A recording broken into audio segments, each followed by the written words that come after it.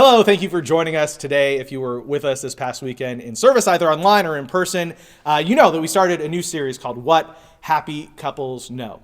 And this week, we're looking at the idea that happy couples know that it's all about sacrifice. It's all about sacrificing what we want for another person. And unfortunately, looking through the Bible, there aren't a lot of great examples of healthy marriages where there was a lot of self-sacrifice. But there is one, at least one, and we're going to look at it today out of the book of Ruth. Now, if you don't know the story of Ruth, there's a woman named Naomi, and she moves to Moab, a different country away from Israel. She leaves her home in Israel, goes to Moab, and she has two sons. She has three sons, actually, sorry. She has three sons, and they all get married, and all the sons die. Like, it is a tragic, tragic story. And so two of the daughters-in-law, they're like, okay, we'll stay here.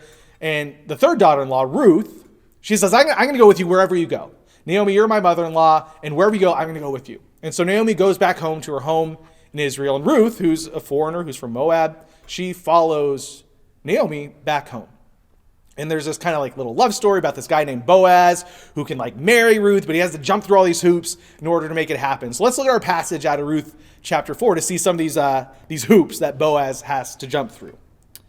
Then Boaz announced to the elders and all the people, "Today you are witnesses that I have bought from Naomi all the property of Elimelech, Kilion, and Mahlon.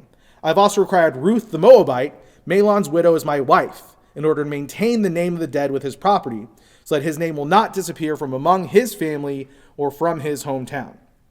Today you are witnesses." Then the elders and all the people of the gate said, "We are witnesses. May the Lord make the woman who is coming into your home like Rachel and Leah, who together built up the family of Israel. May you have standing in Ephrathah and be famous in Bethlehem. Through the offspring the Lord gives you by this young woman, may your family be like that of Perez, whom Tamar bore to Judah."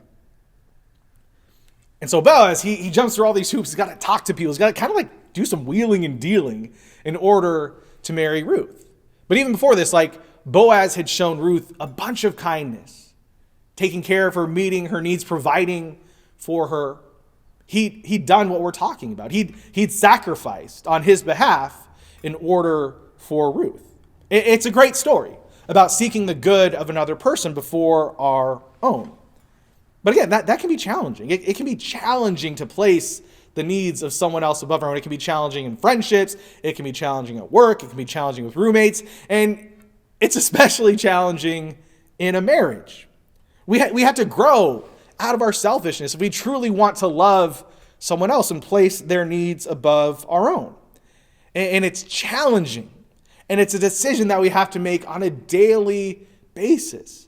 Every day when I wake up in bed next to Alicia, I had to think, is this going to be a day where I place her needs above my own? Will I perform selfless acts on her behalf, setting aside my own, like we talked about, hopes, dreams, and desires in order to seek her good above my own? And honestly, we don't know. Like one selfless act, we don't know the difference that could make in the life of another person. Now, clearly, Boaz wanted to get married and he wanted to marry Ruth, but he still had to sacrifice in order to make that happen. And because he made those sacrifices, what we know from the Bible is that Ruth and Boaz, they become part of the lineage that leads to Jesus. So Jesus, great, something, grandma and grandpa, were Ruth and Boaz. And this has a lot of significance because Ruth, she was a foreigner. She wasn't from the nation of Israel. So because Boaz made this act of selflessness, we're told that Jesus is for everyone, not just for the Israelites. And so what can your small act of selflessness do? What can your small act of selflessness, what impact can it make? I think back to when I went to summer camp for the first time when I was 13 years old. And there was a counselor from our church, her name was Jen. And she was just standing around, like hitting a volleyball with some other students. And I was just sort of standing there by myself. And Jen invited me to play. And that one small act of selflessness, of inviting an awkward 12-year-old boy to hang out a little bit, that made a huge impact in my life. It showed me the difference that youth leaders can make in the lives of students, which set me on a path of youth ministry and eventually vocational ministry to where I'm at today. Because of one small act of selflessness. So again, what's one small act of selflessness you can make today? Not knowing the ripples, the impact that it could potentially make. Thank you for joining us today. See you soon.